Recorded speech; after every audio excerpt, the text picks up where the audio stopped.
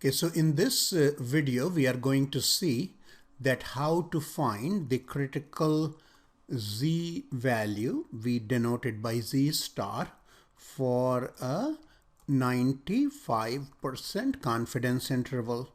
Okay, so what that means is that we would like the value of Z star such that the area between negative Z star and positive Z star is 0.95. Okay, so in order to get this value, we will either use our calculator or we will use the table that I created for you. And in the table you can see for many given Z value, it gives us the area, and vice versa for many value of the areas, it gives us approximate Z value, right? So notice this, our calculator and our table, both of us communicate with us in the terms of the percentiles or the area under this standard normal curve to the left of this value Z star. Okay, so now you notice this area is 0.95 or 95%. So what does that tell us is that the area to the left of negative Z star, that is this particular area, is how much? 1 minus or less, we can just compute it like this. This entire area is 95%. That means the tails share how much? The two tails will each have 2.5%. And that as a proportion can be written as 0.025, or just go ahead and do the arithmetic. Okay, so what happens here then is that this area here is what? 0.025, right? So what happens is this, in this manner, that the entire area to the left of this Z star is 0.95 plus 0.025, that is 0.975.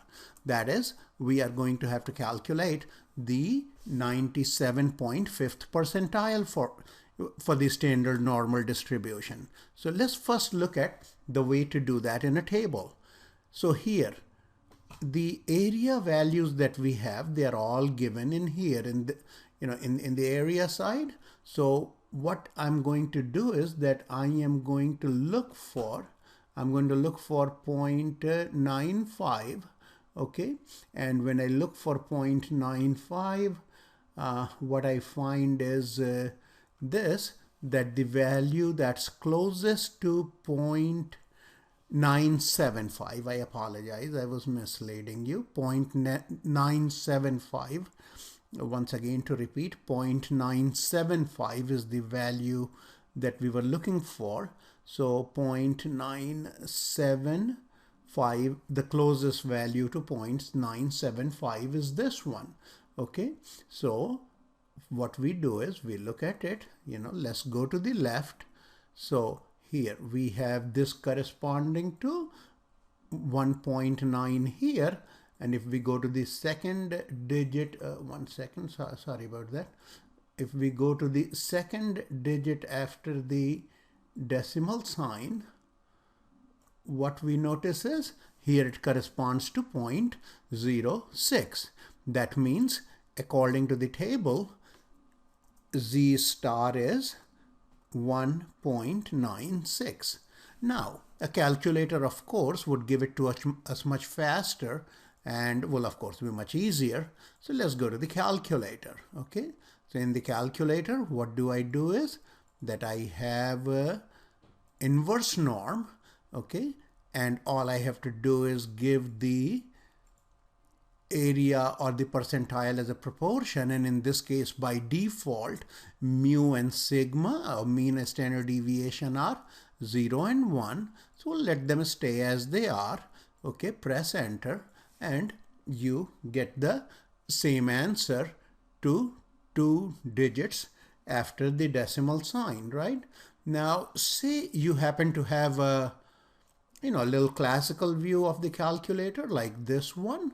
So here you can just go, first let me turn it on. So I have, what do I have? Second distribution.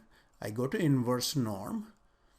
For standard normal curve areas, I don't even have to put 0 and 1, but let's keep the habit so that if I'm too tired, there's no likelihood of making a mistake.